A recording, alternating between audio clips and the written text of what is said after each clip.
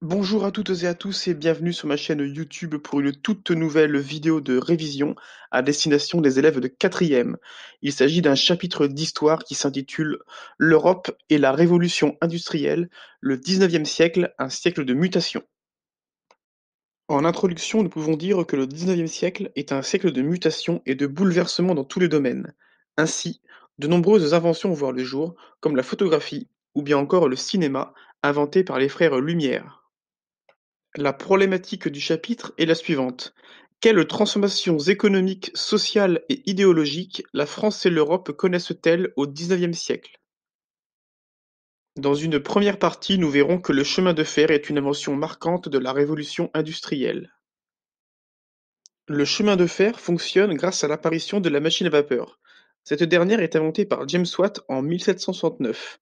Elle fonctionne grâce au charbon et à l'eau et permet d'actionner d'autres machines. L'apparition du chemin de fer va permettre de développer de nouvelles infrastructures de transport. En effet, les rails se développent partout en Europe et notamment en Angleterre avec la première ligne entre Liverpool et Manchester. On commence à construire des tunnels pour franchir des collines et des montagnes et enfin, les gares sont de plus en plus nombreuses dans les villes. L'apparition du chemin de fer permet un gain d'argent considérable. En effet, le coût du transport est divisé par 3 en moyenne. Le commerce de produits agricoles se développe et les marchés s'agrandissent. On peut ainsi vendre à des zones de plus en plus éloignées. Le développement du chemin de fer va entraîner un gain de temps considérable. Les temps de transport sont divisés par 6 en moyenne.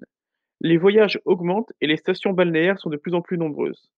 Enfin, c'est également le début des correspondances par lettres qui mettent maintenant que quelques jours à arriver. Dans une deuxième partie, nous verrons que la révolution industrielle entraîne de nombreux bouleversements sociaux. La révolution industrielle transforme les paysages. Au XIXe siècle, des villes apparaissent et se développent autour de mines, notamment de charbon. Au sein de ces villes, on voit apparaître des cités ouvrières avec comme lieux centraux des usines. L'empereur Napoléon III confie au baron Haussmann une politique de grands travaux afin de transformer Paris. Le Paris d'Haussmann est encore visible aujourd'hui, avec ses grandes avenues rectilignes, ses parcs et ses immeubles qui ne dépassent jamais les 6 étages. Avec l'industrialisation, la population ouvrière augmente. Les conditions de vie d'une grande partie des ouvriers sont très difficiles. En effet, ces derniers vivent dans des conditions insalubres et leurs journées de travail sont interminables. Ils mangent peu et ne peuvent se permettre d'être malades, sinon ils ne sont pas payés. Les salaires sont donc très faibles malgré les nombreux risques entrepris. Les ouvriers les plus pauvres sont des prolétaires, car ils ne gagnent que de quoi reproduire leur force de travail pour le lendemain. Le fossé est immense entre les riches et les pauvres, et les bourgeois accumulent de plus en plus de richesses.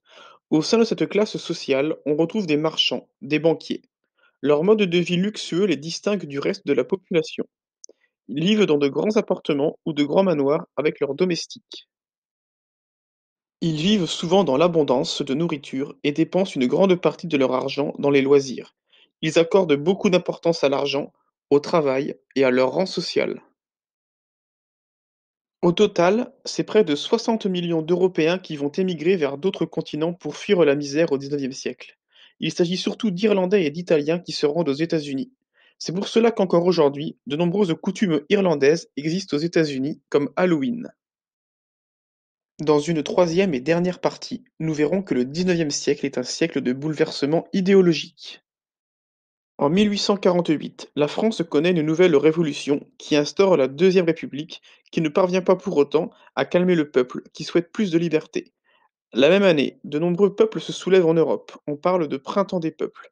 Le développement du nationalisme permettra la création de l'Italie en 1870 et l'Allemagne l'année suivante. Les bourgeois sont favorables au libéralisme car ils prônent l'absence d'intervention de l'État dans l'économie. À l'inverse, les ouvriers se tournent vers le socialisme et même vers le communisme instauré par Karl Marx et Friedrich Engels. Ils souhaitent notamment une révolution pour permettre aux prolétaires. Pour conclure, nous pouvons dire que la science va connaître de nombreuses avancées au XIXe siècle.